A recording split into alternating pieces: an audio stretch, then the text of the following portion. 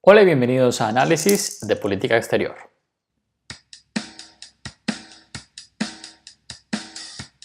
Vamos a iniciar hoy preguntándonos, ¿qué es el mundo?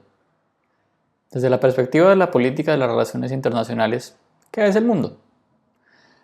Cuando hacemos esa pregunta, muy seguramente nos imaginamos algo como lo que ahora vemos cada vez que entramos a una página muy famosa que se llama Google. Cuando entramos al mapa de Google, esto es lo que vemos. Y de hecho, así nos imaginamos el mundo.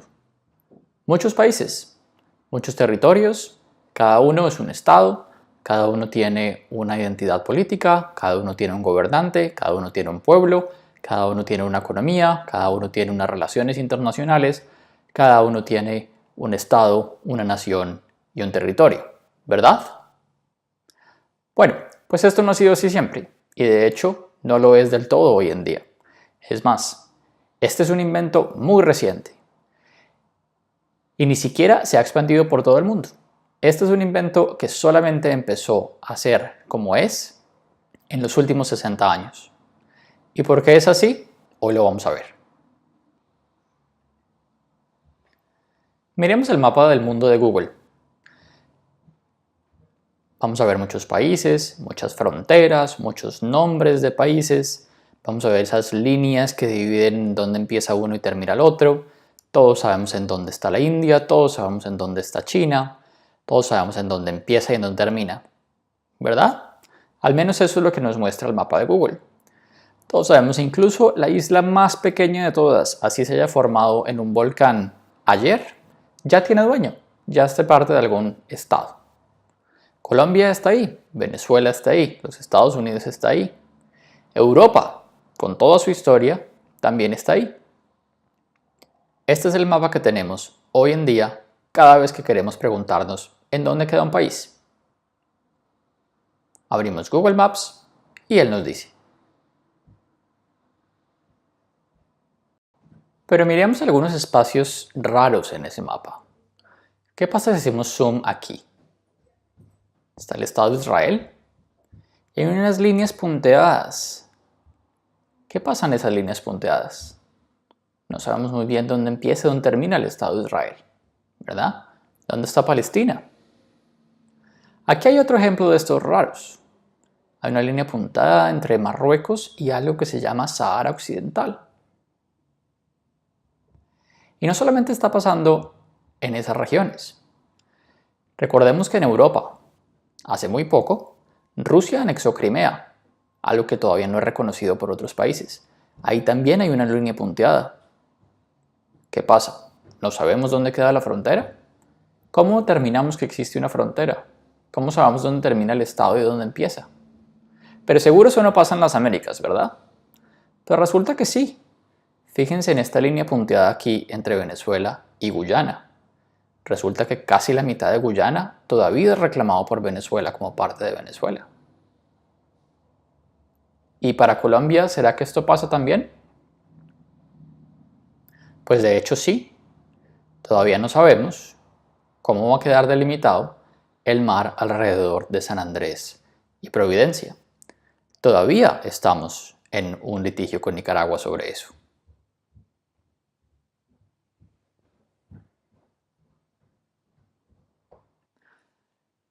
¿Por qué el mundo es como es entonces? Bueno, pues resulta que esta idea de que todos los estados tienen un espacio, tienen un territorio, tienen unas leyes, tienen un solo gobernante, el gobernante de un estado no gobierna en ningún otro estado, todos los estados son reconocidos como iguales en el sistema internacional, como si todos estuvieran exactamente en la misma categoría, esto es algo muy reciente. Realmente así no ha sido el mundo siempre. El mundo estaba mucho más marcado por imperios, por relaciones entre unos pocos estados que desconocen a los demás, por colonias, por protectorados, por tierras que no se han conocido, de pronto incluso sin tener relaciones los unos con los otros. De hecho, el orden internacional en muchos momentos de la historia ha estado dividido. El orden internacional chino coexistió al mismo tiempo con un orden internacional europeo sin que hubiera mucho intercambio entre los dos. Y mientras que el orden internacional chino tenía unas bases de una hegemonía muy clara en manos del emperador, en el orden internacional de Europa se estaba empezando a formar lo que conocemos como el balance de poder.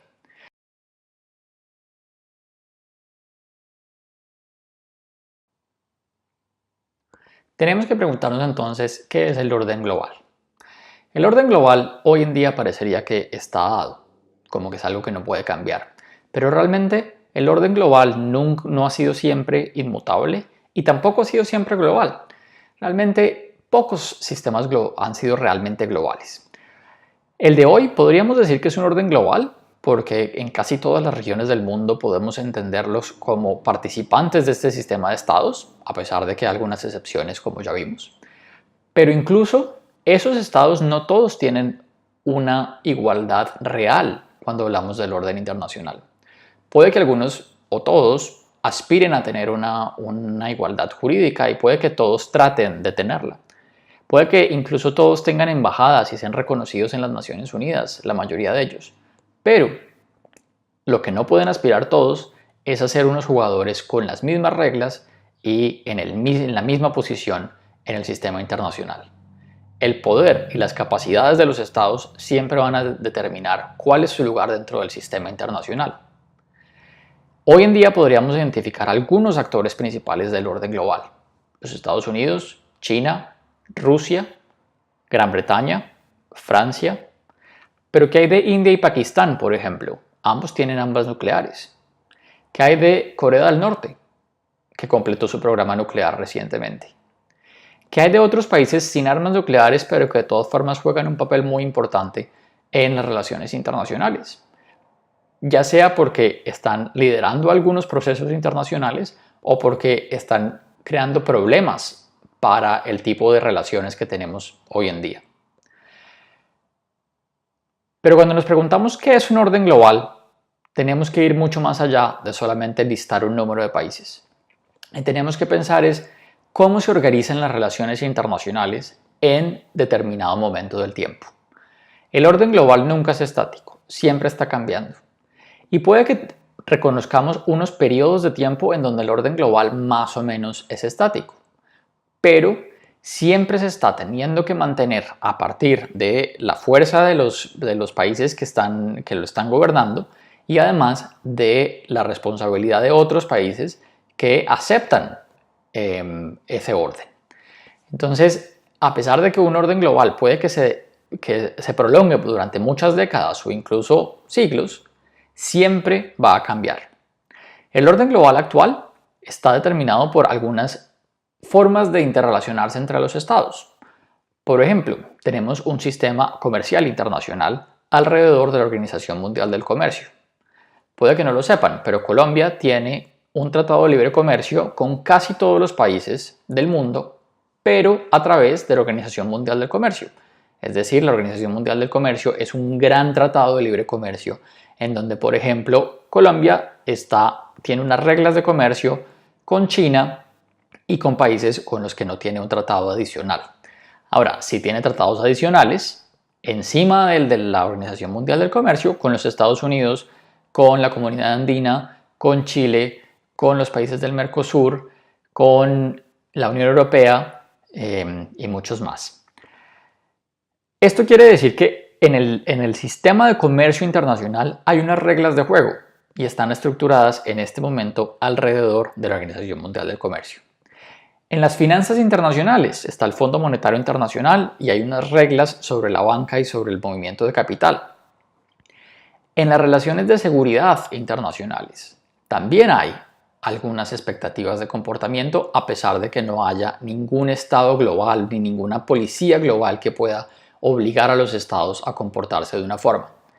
Y aquí tenemos, por ejemplo, organizaciones como la OTAN, en donde hay unas reglas de juego, pero no solamente unas reglas de juego, sino unas expectativas de comportamiento frente al resto del mundo. Una de ellas, la más importante de la OTAN, es la que dice que cualquier estado que ataque a un miembro de la OTAN va a recibir una respuesta como si los hubiera atacado a todos.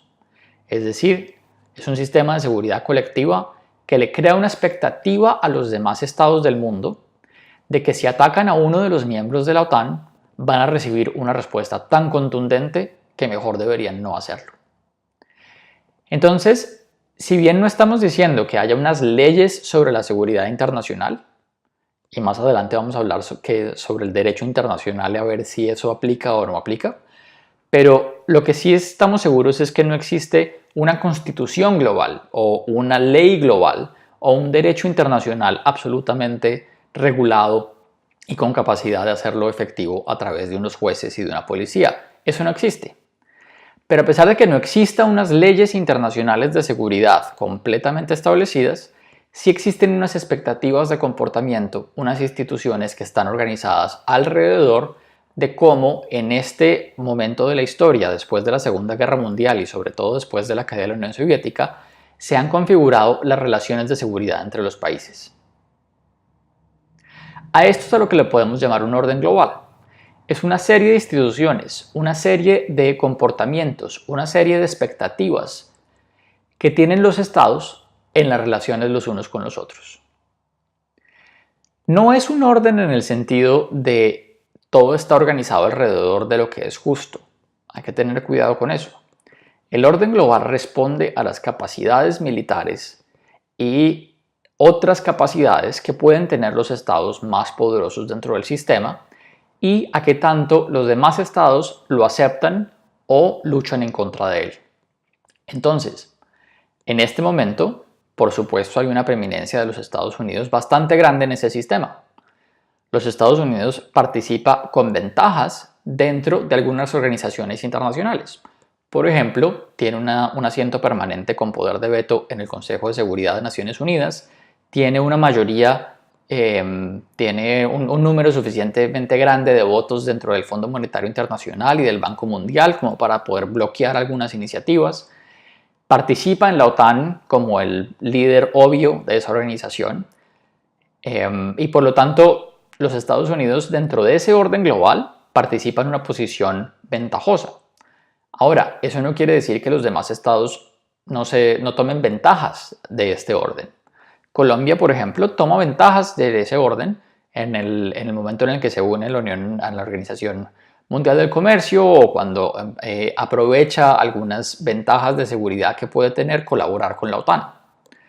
No todos los estados, por el hecho de no ser el más importante dentro del sistema, están siendo subyugados en contra de su voluntad. No realmente. Muchas veces los menos poderosos se acomodan a cuáles son las posibilidades del orden global que ponen los poderosos.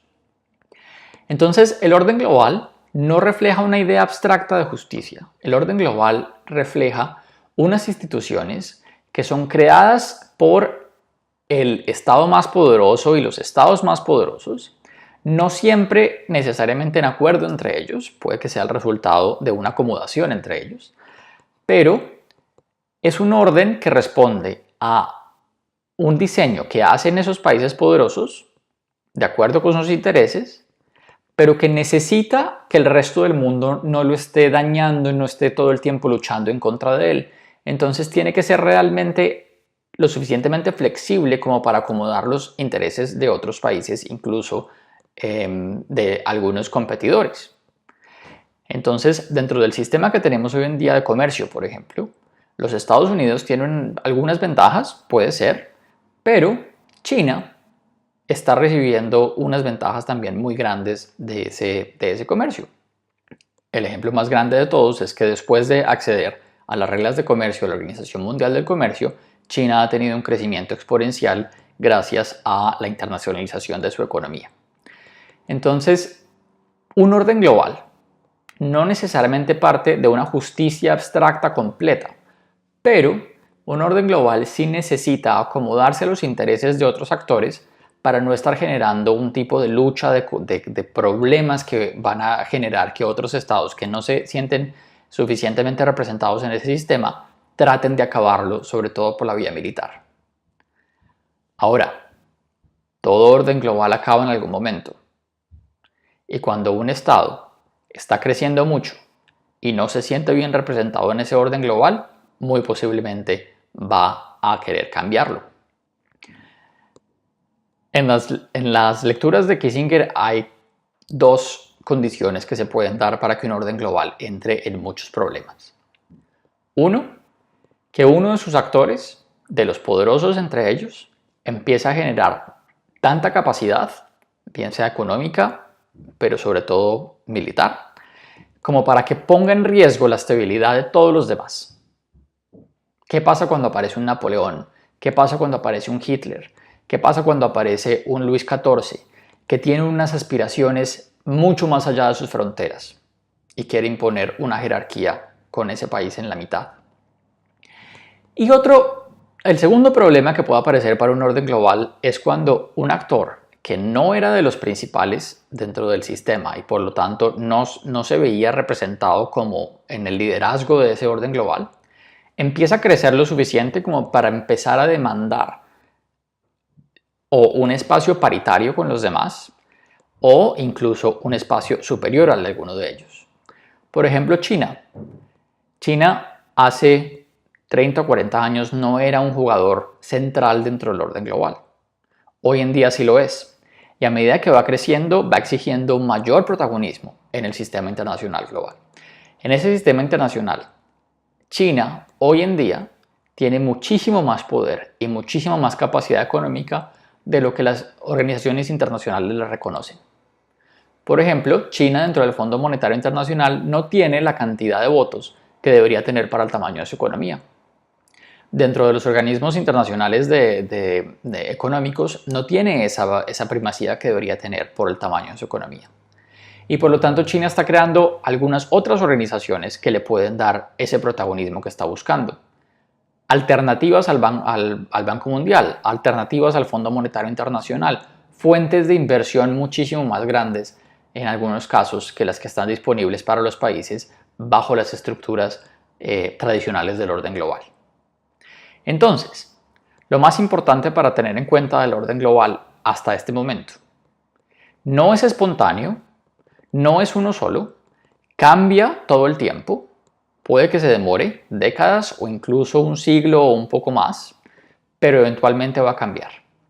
El orden global que tenemos hoy en día, en donde todos los estados son reconocidos, por lo menos jurídicamente, como órganos independientes, soberanos, es reciente, solamente se consolidó después de la Segunda Guerra Mundial y sobre todo con la cadena de luchas poscoloniales en donde muchos estados adquirieron una independencia que antes no tenían y terminamos de ver la caída de los grandes imperios. Ese orden global que vemos hoy en día tampoco va a durar para siempre y tenemos que preguntarnos en qué condiciones va a cambiar el orden que tenemos ahora y para dónde va a ir. Muy bien, llegó la hora de empezar la discusión para esta semana.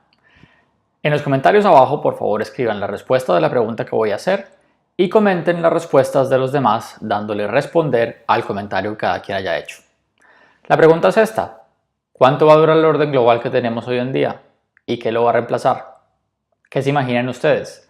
¿Cómo sería el final del orden global que tenemos en este momento y qué lo haría reemplazar?